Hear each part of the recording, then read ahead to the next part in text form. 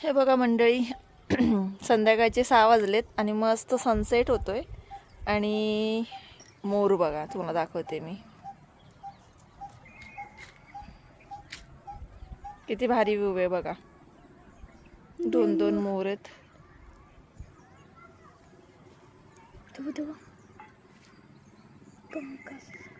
छान ना, किती भारी व्ह्यू आहे बघा.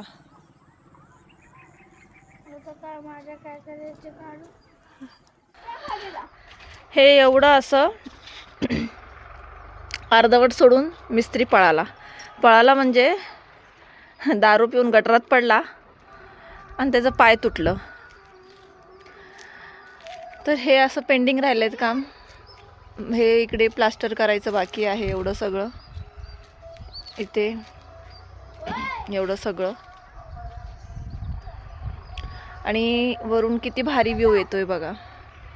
आता संध्याकाळचे वाजलेले आहेत बरोबर 6 आणि सनसेट होतोय आणि व्ह्यू किती भारी दिसतोय. बापरे, लय भारी.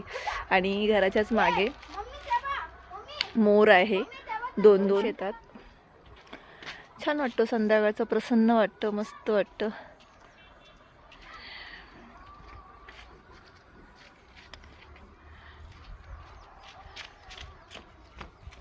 हा, हे बघा, हे भाजी आणायला गेली होती त्या शेतात.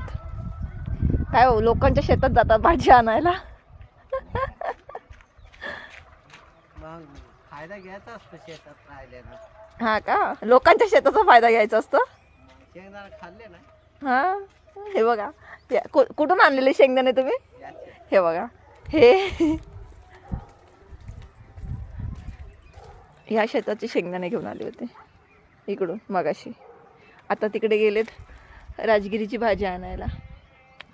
पण काही बोला, हा का, गावात राहण्याचा एक फायदा आहे की सगळ्याच गोष्टी आपल्याला मस्त अवेलेबल असतात, भाज्या वगैरे सगळ्या. आणि हे तर मला असं जाऊच वाटत नाही आहे घरी. एवढं भारी आहे हे मोर.